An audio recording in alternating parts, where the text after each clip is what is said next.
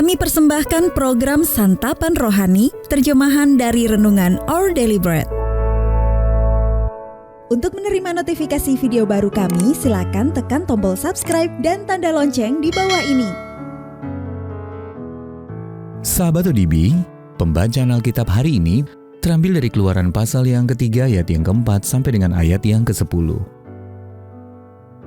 Keluaran pasal yang ketiga ayat yang keempat sampai dengan ayat yang ke-10.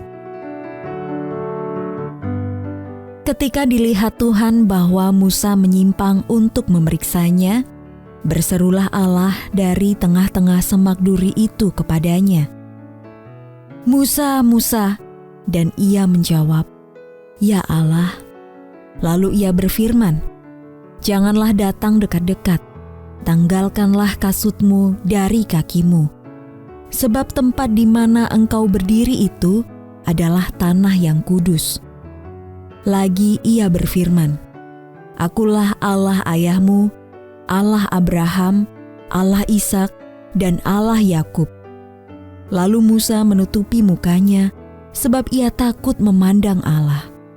Dan Tuhan berfirman, "Aku telah memperhatikan dengan sungguh kesengsaraan umatku di tanah Mesir, dan aku telah mendengar seruan mereka yang disebabkan oleh pengerah-pengerah mereka. Ya, aku mengetahui penderitaan mereka. Sebab itu, aku telah turun untuk melepaskan mereka dari tangan orang Mesir dan menuntun mereka keluar dari negeri itu ke suatu negeri yang baik dan luas. Suatu negeri yang berlimpah-limpah susu dan madunya, ke tempat orang Kanaan, orang Het, orang Amori, orang Feris, orang Hewi, dan orang Yebus. Sekarang seruan orang Israel telah sampai kepadaku. Juga telah kulihat betapa kerasnya orang Mesir menindas mereka. Jadi sekarang, pergilah. Aku mengutus engkau kepada Firaun untuk membawa umatku orang Israel keluar dari Mesir. Ayat Mas renungan hari ini terambil dari Keluaran pasal yang ketiga ayat yang ke-7 sampai dengan ayat yang ke-8. Aku telah memperhatikan dengan sungguh kesengsaraan umatku di tanah Mesir. Sebab itu aku telah turun untuk melepaskan mereka. Renungan hari ini berjudul Terang Natal, ditulis oleh Lisa Samra. Di mata saya, pohon Natal itu terlihat seperti sedang dilalap kobaran api. Bukan oleh rangkaian lampu buatan, melainkan nyala api sungguhan. Keluarga kami diundang seorang teman untuk menghadiri tradisi Altdeutsche atau cara Jerman kuno. Perayaan tersebut menyajikan aneka hidangan pencuci mulut tradisional yang lezat dan pohon yang dipasangi lilin sungguhan. Demi keamanan, pohon yang baru ditebang tersebut hanya dinyalakan satu malam.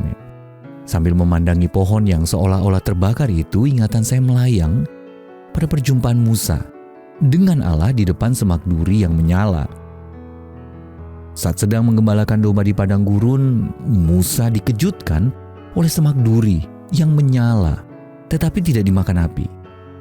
Saat Musa mendekati semak itu untuk menyelidiki, kemudian Allah memanggilnya. Pesan dari semak yang menyala itu bukanlah tentang penghakiman, melainkan penyelamatan bagi bangsa Israel.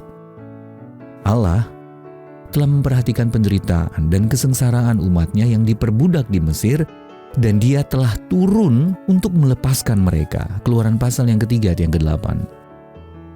Meski Allah telah menyelamatkan bangsa Israel dari Mesir, seluruh umat manusia masih perlu diselamatkan. Bukan hanya dari penderitaan fisik, melainkan juga dari pengaruh kejahatan dan kematian yang masuk ke dalam dunia ini.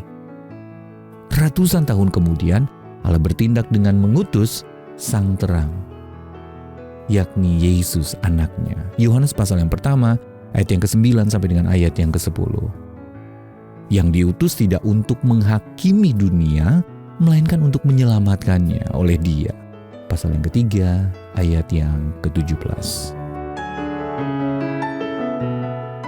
Sahabat ODB, bagaimana Anda dapat merayakan keselamatan yang telah Allah sediakan bagi Anda melalui Yesus? Lalu tradisi lain apa yang mengingatkan Anda kepadanya? Bapa Surgawi, terima kasih untuk Yesus, Sang Terang yang telah Engkau utus ke dalam dunia. Our Daily Bread Ministries, what